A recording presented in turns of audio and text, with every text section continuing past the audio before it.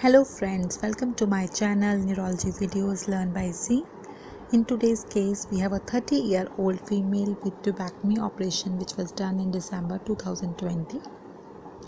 She presented with insidious onset, gradually progressive, proximal weakness of bilateral upper limb and lower limb for the last 6 months. That is, she correlated this weakness after the surgery. There was no history of distal weakness in bilateral upper limb and lower limb. There was history of difficulty in getting up from pillow, that is, history suggestive of neck muscle weakness. No history of truncal weakness, no history of myalgias, no history of fever, rash, no history suggestive of any autoimmune disorder, no significant drug history, no family history. On examination, we could demonstrate the proximal myopathy with neck flexor weakness. Her CPK done, it was 4680, that is, it was raised. Her investigations like ANA, thyroid function test, anti-Smith antibody, it was sent, reports are awaited, and we are planning her for muscle biopsy. So on the basis of history and examination, what are the possibilities you can keep? This is a young patient, 30-year-old, who is presenting to us with chronic LMN progressive quadriparesis, proximal weakness which is more than the distal weakness, with neck muscle weakness.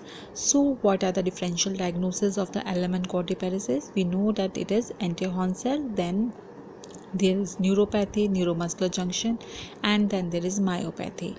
Why it is not anterior-horn disease? There is no history of fasciculation. Anterior-horn is pure motor, but there is no, the history is short for the anterior-horn disease, and there is no history of fasciculations. There is history of muscle cramps in anterior-horn disease. Then coming to the second possibility of neuropathy, there is no history of sensory complaints. Pure motor neuropathy can be possibility, but since it is a proximal weakness, so it does not fit in also in pure motor weakness. So then we have the neuromuscular junction disease. There is basically diurnal variation. There is no history of diurnal variation, so it doesn't fit in neuromuscular junction. Now patient has the muscle disease. Why because it has a proximal weakness with neck muscle weakness, young patient, so possibility of proximal myopathy is there. And in proximal myopathy, what are the causes? Can be, it can be inflammatory myopathy because of the history. You have to keep the possibility of inflammatory myopathy. Secondly, there is no history of drugs, but you can keep the possibility of drug induced myopathy. Sometimes patients are taking some Ayurvedic medicines which they do not tell you, and some herbal medicines, which these medicines they also cause myopathy. You have to keep the possibility of drug induced myopathy. Then third possibility is the endocrine myopathy, so you have to work up for the thyroid. Then you have to keep the possibility of metabolic myopathy. You have to do the calcium, phosphorus, PTH, vitamin D levels.